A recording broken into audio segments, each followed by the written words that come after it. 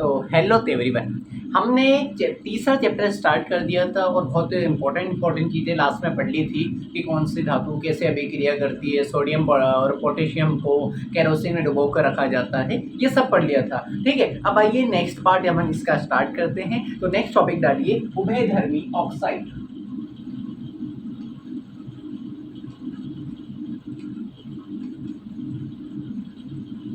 उभयधर्मी oxide, next topic डालेंगे उभयधर्मी oxide. अच्छा topic है और याद आपको रखना है, ठीक है। ठीक है, डाला, लिखना स्टार्ट करो। वे धातु ऑक्साइड, वे धातु ऑक्साइड, आगे लिख देता हूं, वे धातु ऑक्साइड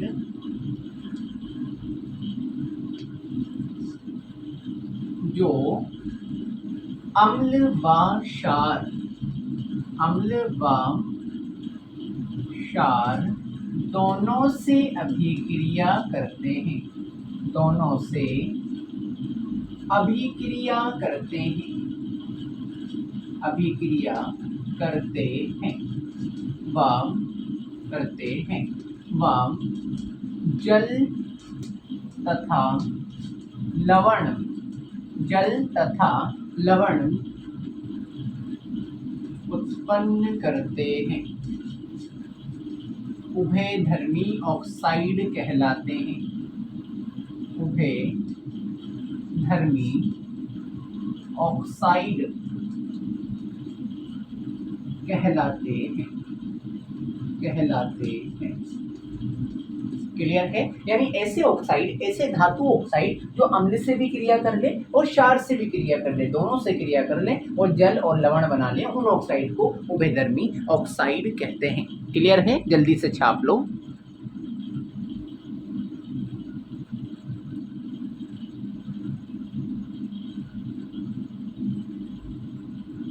ठीक है, क्लियर आ रही है वीडियो, जल्दी से छाप लो। आई होप आपने लिख लिया होगा, जल्दी से उतार लो। ठीक है, उदाहरण अब देखो, एक ऑक्साइड तो मैं बना देता हूँ एल्यूमिनियम ऑक्साइड Al2O3। जब भी ये HCl से रिएक्शन करता है ना, तो ये HCl से रिएक्शन, HCl क्या है? अम्ल है, ठीक है, अम्ल है, तो ये अम्ल से भी अभिक्रिया करके LCl3 बना देता है। यानी कि ये उभयधर्मी ऑक्साइड है जो कि अम्ल से अभिक्रिया करके भी लवण बना देता है और साथ में पानी का मॉलिक्यूल बन जाएगा। क्लियर है? अब इस अभिक्रिया को क्या करेंगे हम लोग? संतुलित करेंगे। अब तो संतुलित कैसे करना है? देखो, इधर हाइड्रोजन कितने? एक, इधर दो, ठीक है, इधर क्लोरीन कितने? एक, इधर क्लोरीन दो। तो अब हाँ, इसको संतुलित करना है। तो याद करो पहला चैप्टर, पहले चैप्टर के अंदर क्या सिखाया था। तो आप सामने देखें, इधर एल्यूमिनियम 2 है, इधर 1 है, तो इसको 2 करने के लिए क्या करूंगा? 2 लगा दिया। इधर ऑक्सीजन 3 है, इधर ऑक्सीजन कितने? 1 है, यानी उधर 1 है, इधर 3 है, तो उधर मुझे 3 करने हैं, तो करूंगा उधर ऑक्सीजन मुझे 3 करने हैं, तो क्या जाए बताओ अब? 3 करने तो क्या, आगे 3 लगा दिए, 3 ऑक्सीजन हो गए, 3 ऑक्सीजन खत्म। इधर एक हाइड्रोजन है, ठीक है, इधर कितना हाइड्रोजन है? 3 और 2, 3 दूनी 6, तो इसको 6 बनाने के लिए क्या कर दूंगा? 6 हाइड्रोजन, ठीक है, तो 6 हाइड्रोजन हो गए। इधर क्लोरीन कितने हैं? 6, इधर क्लोरीन 3 इंटू 2, 3 इंटू 2 6। क्लियर है? ये हो चुका है। अब ऐसा कैसा, अभी मत उतारना, ठीक है। ये उभयधर्मी ऑक्साइड है Al2O3। तो पहले तो हमने अभिक्रिया किसके साथ लिखी? इसकी अम्ल के साथ। अब इसी उभयधर्मी ऑक्साइड की अभिक्रिया लिखूंगा मैं क्षार के साथ। अब क्षार ले लेता हूं मैं NaOH, यानी ऐसे उभयधर्मी ऑक्साइड को, ठीक है, एक्चुअली वो वीडियो बन हो गई थी। अब बोर्ड पे देखो, ये दोनों उभयधर्मी ऑक्साइड है, ठीक है, ऐसे ऑक्साइड जो कि अम्ल से भी और क्षार से भी, दोनों से अभिक्रिया कर लें और लवण बना लें, ये भी लवण, ये भी लवण और जल बना ले। तो देखो, ऐसे धातु ऑक्साइड जो अम्ल व क्षार दोनों से अभिक्रिया करते हैं और जल और लवण बनाते हैं, उसे उभयधर्मी ऑक्साइड कहते हैं। क्लियर है? यानी ये उभयधर्मी ऑक्साइड है, अम्ल और क्षार दोनों से अभिक्रिया करी, लवण और जल बन गए। क्लियर है? अब उतार लीजिए आप पूरा,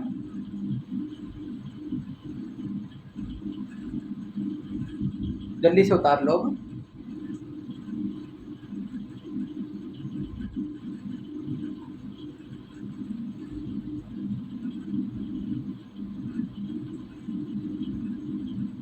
क्लियर क्लियर है? आई होप आपने उतार लिया होगा। अब नेक्स्ट टॉपिक डालेंगे। हाँ जी, नेक्स्ट टॉपिक डालो अब, जल के साथ अभिक्रिया, यानी सेकंड नंबर टॉपिक, जल के साथ अभिक्रिया। जल के साथ अभिक्रिया यानी धातुएं जल के साथ अभिक्रिया करती हैं तो क्या बनता है? क्लियर है? ठीक है, अब लिखना, धातु जल, धातु जल के साथ अभिक्रिया करके, अभिक्रिया करके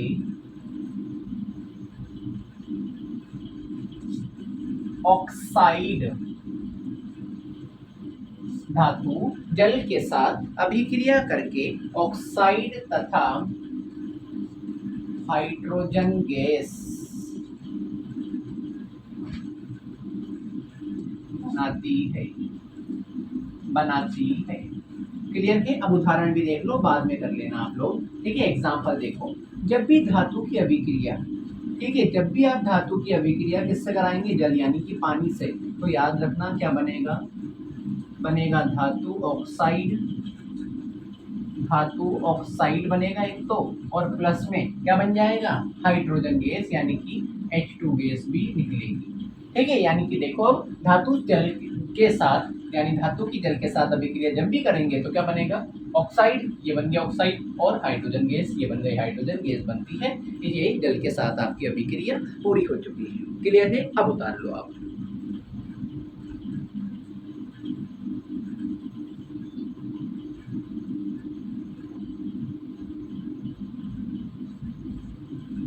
जल्दी उतार लो, आज हम थोड़ा लेट हो गए हैं।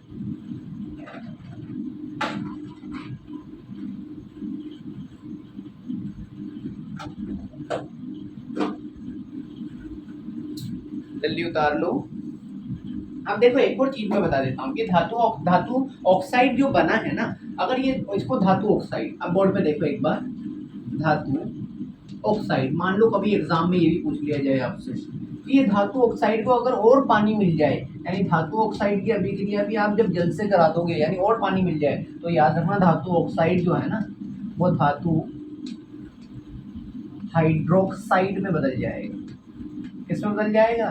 धातु ऑक्साइड जल के साथ वापस से अगर अभिक्रिया करे तो किसमें बदल जाएगा? धातु हाइड्रोक्साइड में बदल जाएगा। क्लियर है? तो ये भी उतार ही लेना यार, क्योंकि अपन कुछ ये नहीं चाहते कि अपन कोई चीज छोड़ दें। क्लियर है? जल्दी उतार लो।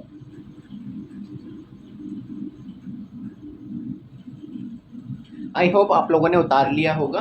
अब मैं ऐसे क्रिया कराता हूँ कि जल के साथ तो धातुएं अभिक्रिया कर लेंगी, लेकिन ऐसी कौन सी धातु है जो ठंडे जल के साथ अभिक्रिया करे? ऐसी कौन सी धातु है जो गर्म जल के साथ अभिक्रिया करे? ऐसी कौन सी धातु है जो थोड़े कम गर्म जल के साथ अभिक्रिया करे? तो ये भी आपको याद रखना है। तो देखिए, अब नेक्स्ट, अभी यही टॉपिक चल रहा है, मिटा देता हूँ। अब वापस से मैं आप लोगों के लिए एक टेबल टाइप में बनाऊंगा, जिससे कि आप लोगों को याद करने में आसानी रहे। ठीक है, तो बीच में एक बार मुझे देख लो पहले, जैसे पिछले चैप्टर में ही बनाया था मैंने। ठीक है, बीच में लिखा मैंने धातु, अब ऊपर लिखूंगा मैं ठंडे जल के साथ अभिक्रिया। अब देखो ऐसे, अभी मत बनाना आप, एक बॉक्स ऊपर बना दिया मैंने।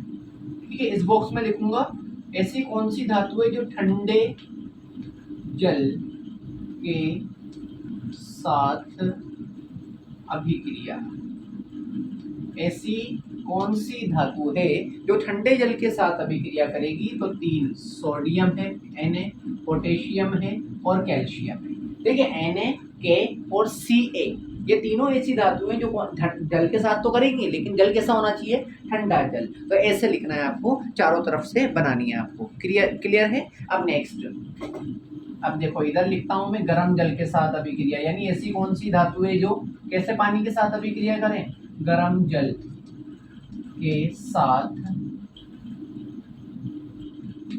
अभिक्रिया। याद रखना, इसकी एक ही धातु है, उसका एग्जाम्पल है मैग्नीशियम।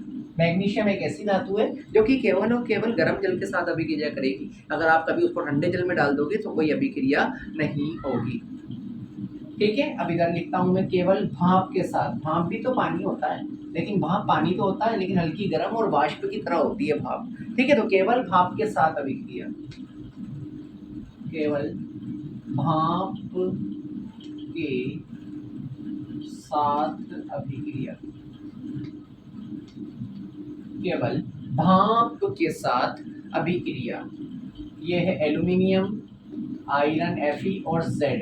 एल्यूमिनियम, आयरन और Zn यानी जिंक, ये तीनों ऐसी धातु हैं जो कि केवल किसके साथ अभिक्रिया करेंगी, पानी से करेंगी। लेकिन पानी किस फॉर्म में होना चाहिए, भाप की फॉर्म में, यानी वेपर की फॉर्म में आपका पानी होना चाहिए। क्लियर है, ऐसे बनाना है आपको। अब इधर लिखेंगे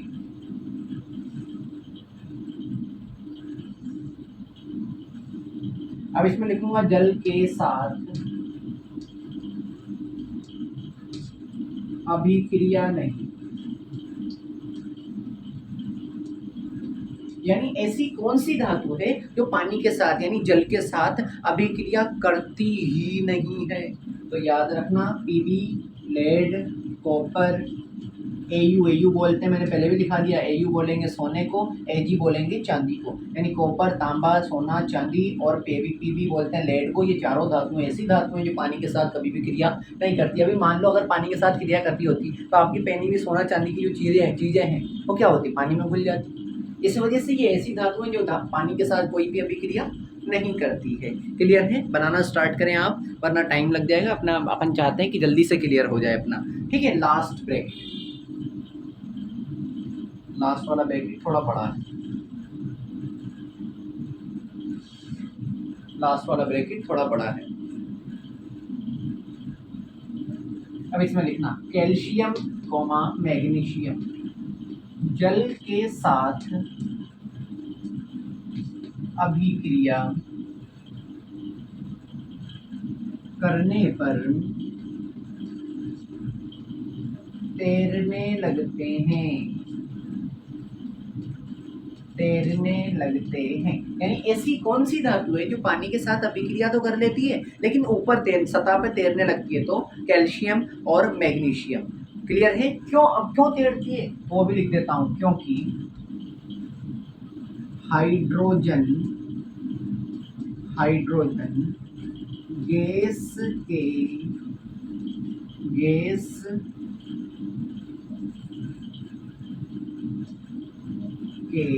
बुलबुले, क्योंकि हाइड्रोजन गैस के बुलबुले धातु की सतह पर चिपक जाते हैं, धातु से चिपक जाते हैं। क्या होता है, देखो ऐसी कौन सी धातु है जो कि कैल्शियम और मैग्नीशियम ऐसी धातु है जो कि पानी के साथ अभिक्रिया तो करेंगी लेकिन तैरेंगी ऊपर, डूबेगी नहीं। क्यों, क्योंकि उसकी सतह पर मान लो कैल्शियम का टुकड़ा डाल दिया तो कैल्शियम के टुकड़े की सतह पर है ना बुलबुले बन जाएंगे। बुलबुले किसके, हाइड्रोजन गैस के।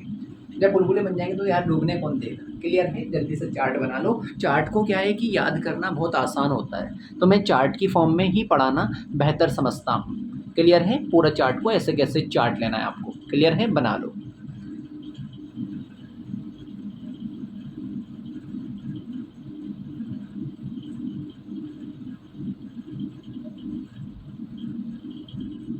जल्दी बना लो।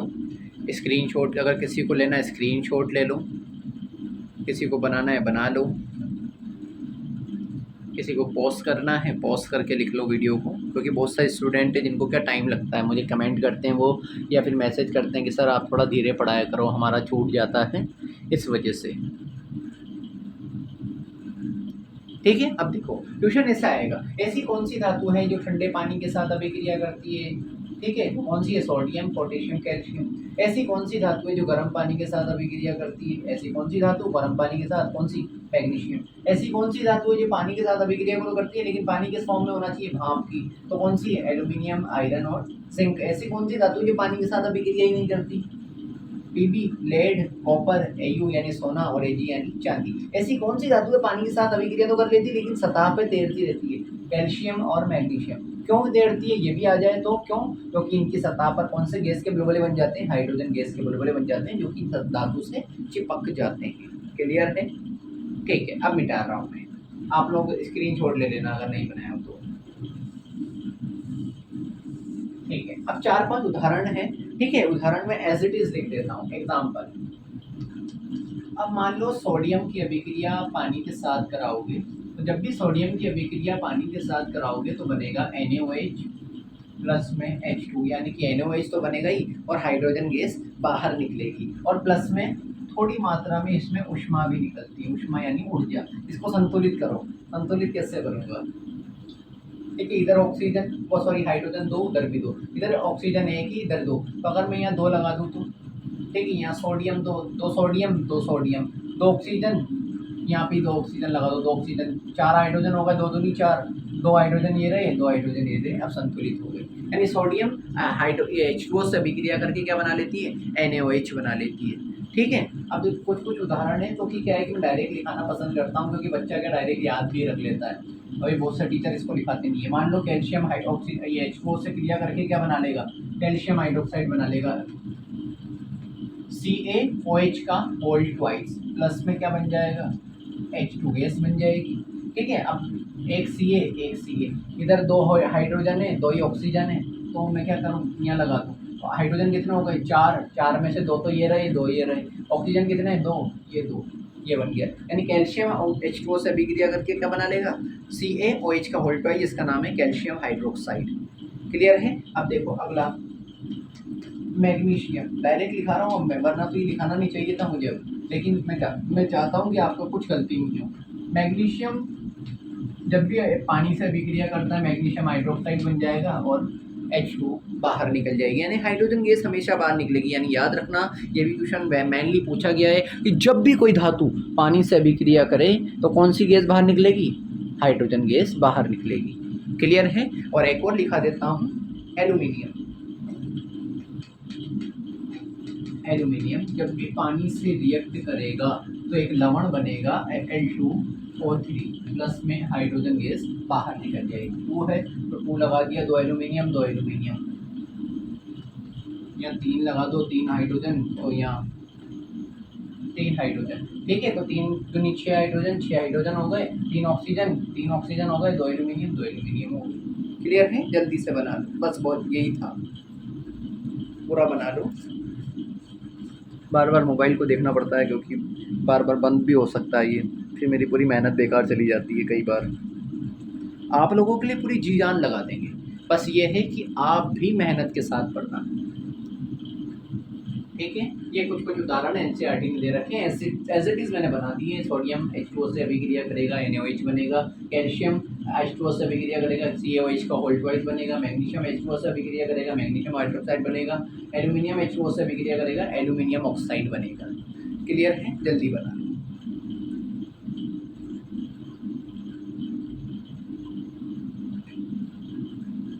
आई होप आप लोगों ने बना लिया होगा, या फिर पॉज करके या फिर स्क्रीनशॉट ले लेना, ठीक है। नेक्स्ट थर्ड नंबर है, 2 हो चुके हैं हमारे, ठीक है। जल के साथ दूसरा था, अब तीसरा,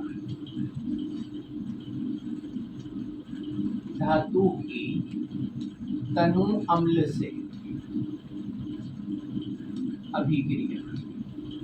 तनु यानी पिछले चैप्टर में बता दिया था, तनु का मतलब क्या है, पतला, ठीक है। अब धातु किससे अभिक्रिया करेगी, अम्ल, अम्ल बोले तो एसिड से अभिक्रिया करेगी। क्लियर है। अब लिखना, धातु तनु अम्ल से अभिक्रिया करके लवण व हाइड्रोजन गैस बनाती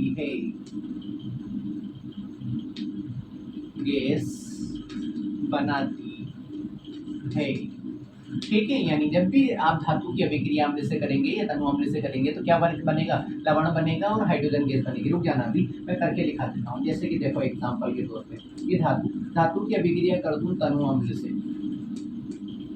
से, तो क्या बनेगा, एक तो बनेगा लवण और एक क्या बन जाएगी, हाइड्रोजन गैस H2। अब एक और उदाहरण मैं बता देता हूँ, मान लो कौन सा उदाहरण लेना आपको सही लगेगा, आयरन ले लेता हूँ, Fe, ठीक है। तनु अम्ल सबसे सिंपल अम्ल ले लेता हूँ HCl, तो ये जो बनेगा ना, एक लवण बन गया FeCl2 प्लस में H2 गैस बाहर। अब Cl तो इधर एक ही है तो इधर 2 Cl 2 Cl, हाइड्रोजन 2 हाइड्रोजन 2, यानी हाइड्रोजन गैस तो बाहर निकल गई और ये जो बना ना ये लवण बन गया।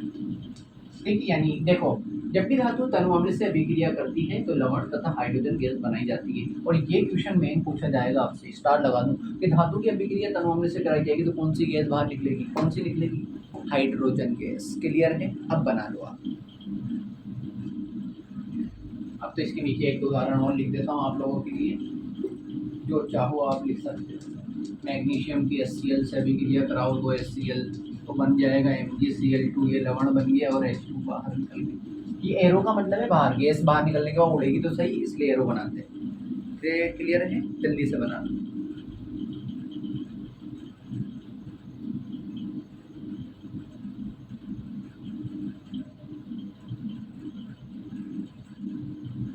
ये चैप्टर थोड़ा टफ हो सकता है, ठीक है। देखो केमिस्ट्री के चैप्टर थोड़े टफ ही होते हैं।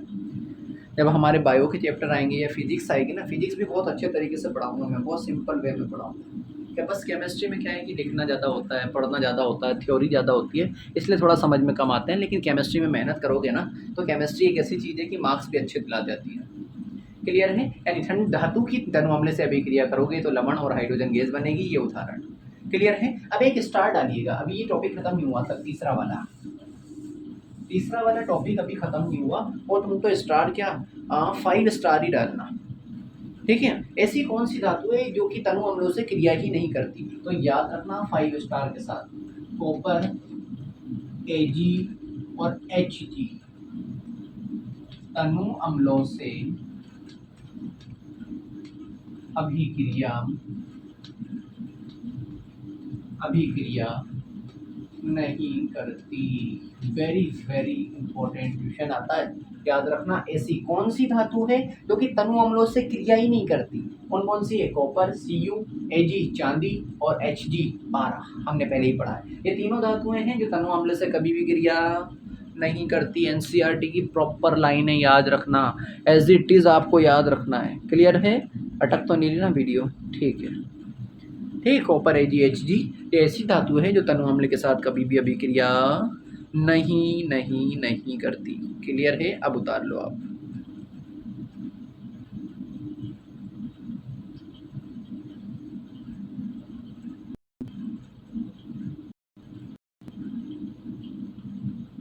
क्लियर है, अब नेक्स्ट टॉपिक डालेंगे। 3 टॉपिक हमने पढ़ लिए हैं, फोर्थ टॉपिक।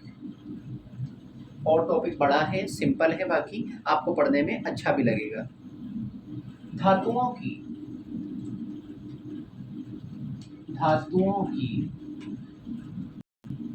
अन्य लवणों के साथ अभिक्रिया, यानी धातुएं किससे अभिक्रिया करेंगी, अन्य लवणों से अभिक्रिया होगी। धातुओं में पढ़ के बता देता हूँ, आपको समझ में नहीं आई तो, धातुओं की अन्य लवणों के साथ, लवणों के पहले यहाँ पर एक और लिख लेना, धातु लवण। लवण भी कैसे होंगे, धातु, तो धातुओं की अन्य धातु लवणों के साथ अभिक्रिया। क्लियर है,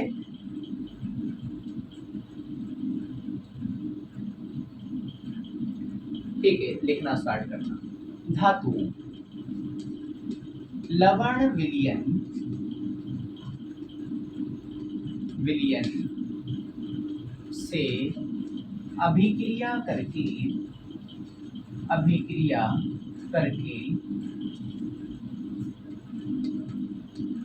लवण विलयन ही बनाती है, परंतु विलयन दूसरी धातु का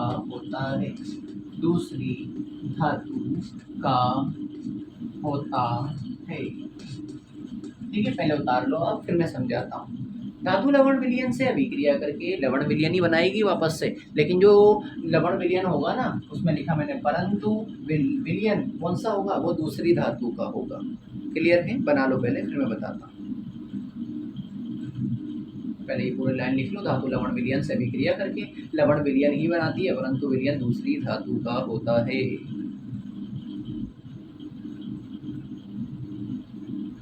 ठीक है, अब एग्जांपल देखना और अच्छे तरीके से सीखना। अब देखो, एक धातु की अभिक्रिया किससे, धातु विलयन से, यानी विलयन भी है तो किसका है, धातु का।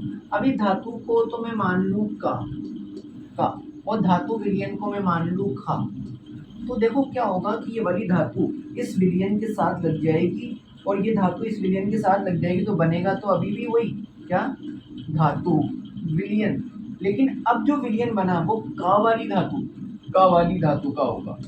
क्या बोला, देखो धातु की अभिक्रिया धातु विलयन से कराई, धातु को बोला का और धातु विलयन को बोला खा, तो इसमें क्या होता है, ये वाली धातु इस विलयन में से दूसरी धातु को हटा देती है अपनी जगह और विलयन में खुद लग जाती है, तो अब विलयन किसका बन गया, का वाली धातु का। तो अब बाहर कौन सी वाली धातु निकल गई, धातु तो अभी भी बाहर निकलेगी लेकिन कौन सी वाली, का वाली। जो वेरी सिंपल, कि एक धातु दूसरे धातु के विलयन में से उस धातु को हटा देती है और खुद लग जाती है, धातु का विलयन बना, लेकिन कौन सी वाली धातु का, का वाली धातु का, और खा वाली धातु हट गई तो धातु का हट गई। क्लियर है, अभी उदाहरण कराऊंगा, पहले यहाँ तक उतार लीजिए आप।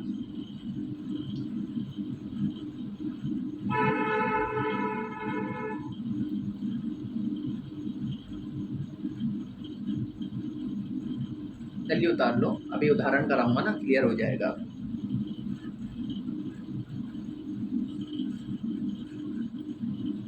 ठीक है, मिटा दूं, ठीक है। अब देखना, अभी यही चल रहा है, देखना देखना, अधिक क्रियाशील धातु, अधिक क्रियाशील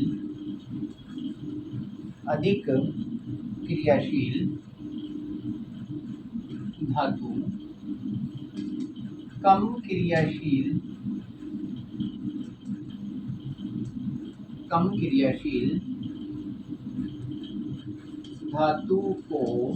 क्रियाशील धातु को उसके विलयन से हटा देती है। अब देखो क्या होता है, जो अधिक क्रियाशील यानी पावरफुल, जो पावरफुल धातु है ना वो कम क्रियाशील यानी कम पावरफुल धातु को तो हटा देगी और अब उस विलयन में खुद जाके लग जाएगी। ठीक है, अब तो समझ आया होगा। ठीक है, अभी भी नहीं आया मान लो, अब एग्जांपल देखो, अब 10 बार आपके 101% आप लोगों के समझ में आ जाएगा कि हो क्या रहा है। देखो, एक धातु तो लिख दूँ जिंक और एक धातु का विलयन लिख दिया कॉपर सल्फेट, तो कॉपर सल्फेट भी धातु है और ये तो धातु है, कौन सी, जिंक, और ये क्या है, धातु विलयन है। ठीक है, अब देखो कॉपर क्या है कि कम क्रियाशील होता है और जिंक क्या है, ज्यादा क्रियाशील होता है, तो ये विलयन है किसका, सल्फेट का, SO4 का। तो क्या होगा कि जिंक कॉपर को हटाएगा इसकी जगह से और SO4 को अपने साथ लेके, यानी कुल मिला के ये है कि जिंक जो है ना कॉपर के साथ धोखा कर रहा है। कैसे, कॉपर को तो हटा देता है, कॉपर की वाइफ को लेके खुद चल देता है, ज़्यादा पावरफुल आदमी कम पावरफुल की लेके और चल देता है। अब समझ आ रही है, यानी जिंक ज़्यादा पावरफुल यानी अधिक क्रियाशील, कॉपर कम क्रियाशील, तो इसकी धातु के विलयन में से उसको हटा के खुद उसके विलयन में हटा देता है, यानी कॉपर को हटा देगा और जिंक इसके साथ जुड़ जाएगा, ZnSO4। ये भी तो बना धातु विलयन ही है, लेकिन कौन सी धातु का विलयन है, जिंक का, और ये बेचारे कॉपर को Cu को क्या करवा देता है, अलग करवा देता है। अब तो समझ आया होगा। फिर वही बात कि धातु के विलयन में से उस धातु को हटा देती है जो कि कम क्रियाशील होती है, ये कम क्रियाशील को हटा दिया, बेचारा कॉपर अलग हो गया, धातु विलयन ही बना है। अब तो आई होप आप लोगों को फुल्ली क्लियर होगा। क्लियर है, जल्दी बना लो। मैं पूरी कोशिश कर देता हूँ कि कैसे मैं आप लोगों को पढ़ाना चाहूँ। ठीक है, आज बहुत इंपॉर्टेंट टॉपिक हमने सीखा, अब आई होप आप लोगों ने उतार लिया होगा। ठीक है, तो ठीक है, आज के लिए इतना ही, हमारा आधा घंटा हो चुका है पूरा, और ये चैप्टर भी ज़्यादा नहीं बचा है, मैं मान लो आधे से ज़्यादा कवर कर लिए हैं हम लोग, बट आपकी मेहनत बनाए रखनी है। ठीक है, आप लोगों को क्या करना है कि रिवीजन बरकरार रखना है। ठीक है, कई लोगों का क्या है कि मैं टेस्ट वगैरह चेक नहीं करता हूँ ना, तो टाइम रख लिया करो, मैं टेस्ट वगैरह चेक करके आपको भेज दूंगा, क्योंकि क्या होता है कई बार मैं भी बिजी रहता हूँ। ठीक है, आप टेंशन मत लो, मुझे पता है कि किसका टेस्ट कॉपी चेक करनी है या किसको टेस्ट सेंड करना है, तो कोई दिक्कत नहीं है। कई लोग होते हैं मैसेज भेजते हैं, मैं सीन नहीं करता तो वापस करने लग जाते हैं, नो प्रॉब्लम। देखो मैं भी एक इंसान ही हूँ। ठीक है, तो थोड़ा सा पेशेंस रख लिया करो, सब्र वाली बात है, बाकी सब्र के साथ काम लो, कॉन्फिडेंस के साथ काम लो, ताकत रखो अपने अंदर, बाकी का मेहनत करते रहो। ओके, मिलते हैं नेक्स्ट वीडियो के अंदर। Thank you.